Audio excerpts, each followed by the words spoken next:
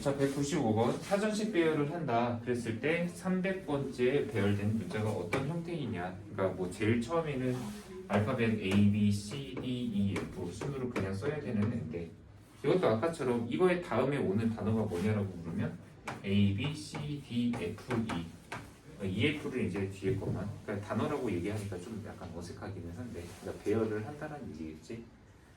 근데 이런 식으로 배열을 했을 때 얘도 300번째에 오는 게 도대체 뭐냐라고 얘기를 한다. 그럼 이것도 아까랑 했던 거 숫자하고 조합 짜는 거하고 똑같이 일단 A로 시작하는 애 있잖아. 맨 앞에는 A로 오는 애들, A로 시작하는 애들이 당연히 자리를 차지할 거란 말이야. 그래서 그지? 네. 그러면 이게 과연 몇 개나 되냐라고 하면은 총 5개의 남는 문자를 배열하는 120까지. 그럼 A로 시작하는 거 쫙 120개 나열해도 아직 멀었잖아. 뭐 300번째. 멀진 않았네. 300번째니까. 그러면 또 B로 시작하는 애가 또 한동안 나오겠지.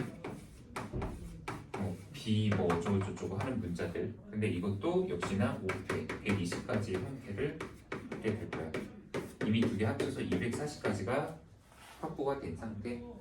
그러면 한 번에 또 120까지를 가면 이제 넘어가 버리니까 우리가 원하는 300번째에서 그럼 이제 조금 더 범위를 세분화해야 되겠지. 자 이제 C로 시작하는데 자 C에 바로 다음 문자까지 이제 지정을 하자. 왜냐면 한 번에 120까지 더해버리면 넘어갔어. 알파벳 순으로 했을 때 그 다음에 오는 것은 처음에 CA로 시작한 애들이 올 거란 말이야. 그럼 CA 무엇 하는 애들.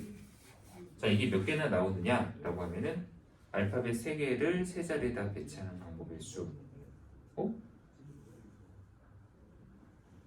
총 6자리구나. 4개구나. 네. 그러면 하나, 둘, 셋, 4개. 여기다가 남는 알파벳 4개를 이 자리에다 배치하는 방법의 수 24개. 4팩이지. 그러면 240에서 24개씩 조금 더 더한다 해도 아직은 300개의 여유가 더 있는 상태거든. 그럼 그 다음에는 C, B로 시작하는 알파벳이 또 한동안 쭉 이뤄질 거야. 역시 그것도 총 24개나 나오지.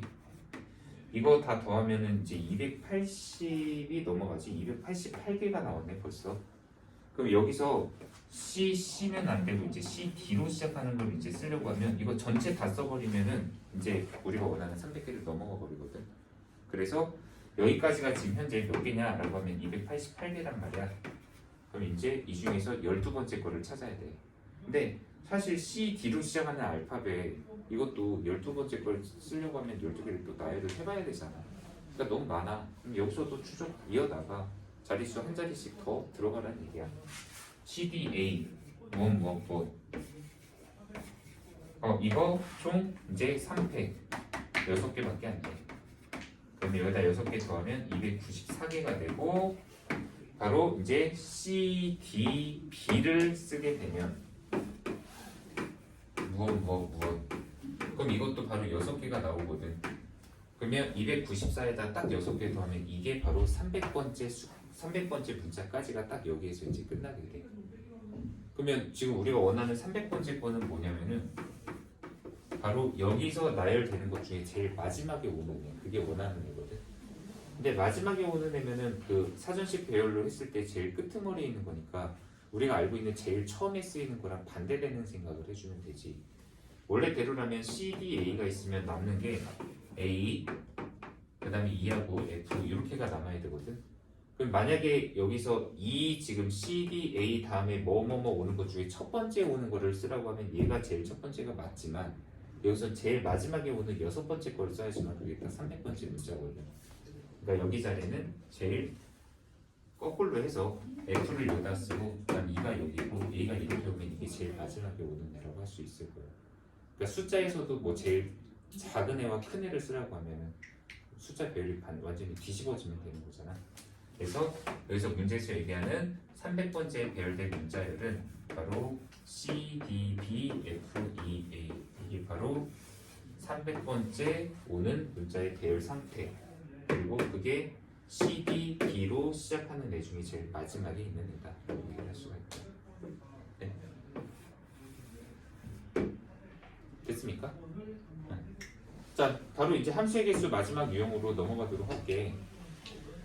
사실 함수의 개수 이거에 대한 것도 우리가 이제 순열 그리고 조합 이런 걸 배울 때마다 하나씩 하나씩이 더 늘어나. 그래서 사실 순열을 배우고 나면은 그렇게 막 크게 우리가 뭔가를 내세울 만큼의 함수의 개수를 구하는 문제 같은 거를 배우는 거는 아니기는 한데 적어도 여기서 이제 순열이 어떤 의미를 갖고 있고 그러니까 함수에 연관을 짓는 것들이 그리고 문제를 해석하는 방법에 대한 것들 사실 테스트할 때도 이제 함수 나오긴 했었지만 네, 이거 좀 지울게요. 자 마지막 함수의 개수 유형 문제가 어떤 거인지 간단히 보면 자 여기서 1번 자 x에서 x로의 함수 중 1대1 대응의 개수 1대1 함수의 개수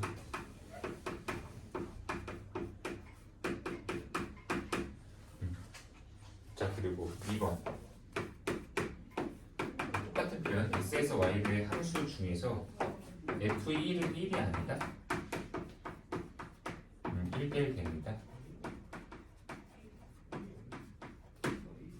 만족하는 함수의 개수를 구하여라 라고 했는데 자 문제의 의미를 좀 정확히만 해석하고 그거에 맞게 직접 우리가 곱하기만 나열을 해도 충분히 풀 수 있는 문제다 라고 생각하면 될 것 같아.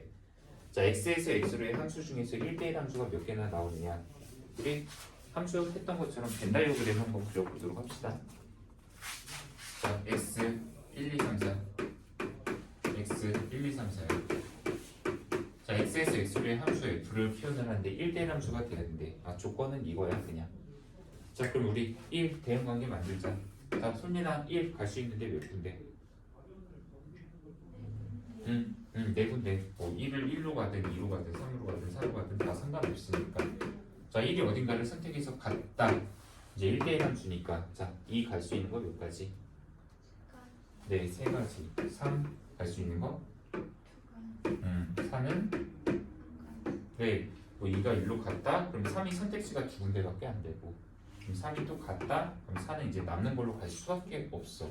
1대1이라는 거는 이미 함수값을 누가 차지해버리면 다른 애는 갈 수가 없으니까. 그래서 문제에서 요구하는 1대1 함수의 개수 이거 24개야. 아니 근데 이게 무슨 수열하고 연관이 있냐라고 얘기를 좀 할 수 있어서 내가 좀 다른 그림을 하나만 그려볼게. 여기다 1, 2, 3 이렇게 하고 이번에 y집합 이렇게 써볼게. 1, 2, 3, 4, 5 써볼까? 만약에 이 문제에서 아까 위에 거하고 똑같이 1대1 함수의 개수를 구해주시오라고 하면 이번에는 1이 선택할 수 있는 게 많이 늘어나잖아. 5개가 되지.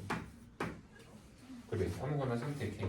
그럼 2는 이제 아무거나 4개 중에 선택하면 되고 그 다음 3은 또 2가 선택한 걸 제외한 나머지 3개 중에 하나를 선택하면 되지. 근데 사실 이게 순열하고 어떤 연관이 있냐면 자 의미를 이렇게 한번 잡아봐봐. 나 여기는 이 5개 있지. 5개 서로 다른 이 5개의 각 중 아무거나 일단 3개를 뽑을 거야. 왜 3개를 뽑냐면 여기서 화살표 받으래를 3개를 뽑을 거야. 가령 내가 뽑는데 여기 2하고 뭐 4하고 5를 뽑았다고 쳐보자.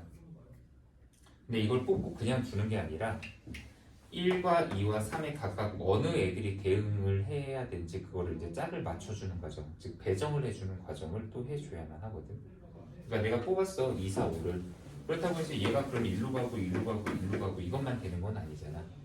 벽인 애들끼리 또 순서가 막 지멋대로 뭐 얘가 1로 가고 또 얘가 1로 가고 이렇게 바뀔 수도 있는 거고. 그러니까 위치를 서로 간에 또 배정을 해주는 과정이 들어가야 되기 때문에 바로 순열의 의미로서 우리가 잡는다는 거예요. 그래서 여기는 애 중에 화살표를 받을 애를 3개를 뽑는 방법의 수다라는 의미로 접근을 하면 바로 이 함수에 대한 해석이 가능할 수 있다는 얘기예요. 그리고 내가 순열에서 이 기호를 잘 안 쓰는데 그러니까 P라는 이 퍼뮤테이션 기호를 잘 안 써 원래.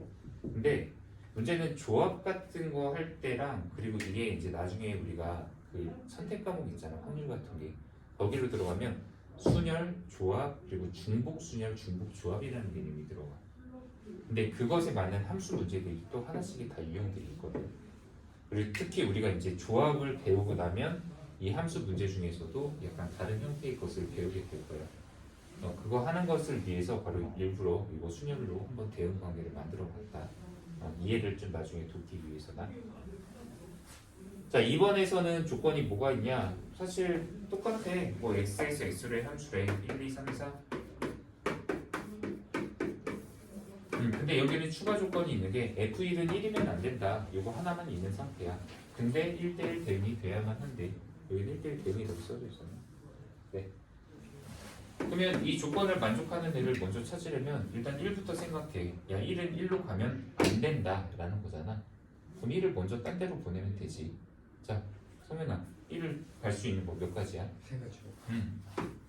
1은 1로 가면 안 된다고 했으니까 그러면 얘나 한분의 루나 먼저 보내버리면 되니까. 그러면 보냈어. 그럼 이제 2, 3, 4는 조건이 없잖아. 뭐 아무런 조건. 근데 1대1 대응해야 돼. 그러면 2 갈 때 아무거나 3개로 보내고 또 갔어. 그러면 3도 남는 거 2개 중에 아무거나 보내고 그 다음에 4는 남는 거 하나로 보내면 되겠지. 이게 바로 문제의 조건에 맞는 형태. 이게 바로 2번 형태가 되겠지. 뭐 197번 같은 경우에는 한번 문제 이제 해석해서 검토 마무리 한번 해보도록 합시다. 자, 여기까지가 이제 순열 파트 문제에 해당하는 건데 오늘 순열 정리한 거 간단히 얘기하면 적어도 순열이 무엇인지를 이해를 해라. 그리고 그 중에 MPR이라는 식을 우리가 어떻게 만들었는지 그리고 이 계산하는 방법에 대한 건 적어도 좀 알 수 있으면 좋겠다라는 것들.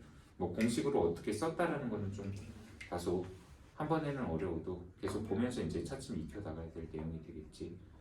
그리고 그것 외에는 그냥 오히려 n의 계승이라고 했던 팩토리얼 개념 있잖아. 그거 같은 것만 잘 활용해도 사실 순열 부분 문제 푸는 데는 크게 지장이 없다. 그리고 각각의 문제 유형에 어떤 식으로 좀 조심해야 되는 건지. 약간 문제 유형을 좀 많이 보잖아. 그러면 경우의 수는 그걸로 이미 준비는 다 된 거나 마찬가지라고 생각을 할 수 있는 게 가끔 이런 경우가 있어. 문제에 대해서 좀 약간 억지스러운 약속 같은 게 좀 있을 수도 있거든. 경우의 수 문제 풀 때. 그러니까 늘상 이렇게 문제를 내왔기 때문에 다들 그렇게 풀지만 뭔가 문제를 문맥상 해석하면은 이게 참 이 말이 약간 이상한데? 약간 이런 문제도 종종 있긴 있어. 근데 그런 문제들 때문에도 경우의 수는 좀 연습이 되게 많이 필요해. 왜냐면 실전에 그런 문제가 나오잖아. 그러면 뭔가 항변을 해보지만, 그러니까 아니 이거 문제가 좀 잘못된 거 아닙니까? 문제 이렇게도 해석할 수 있고 이렇게도 해석이 되는 것 같은데, 근데 문제는 다른 사람들은 다 그냥 이렇게 해석해서 풀고 있어. 왜냐면 여태까지 그렇게 해왔고 문제집들에도 다 그렇게 나와 있으니까.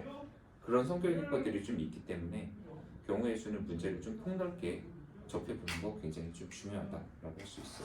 자, 여기까지 볼게요.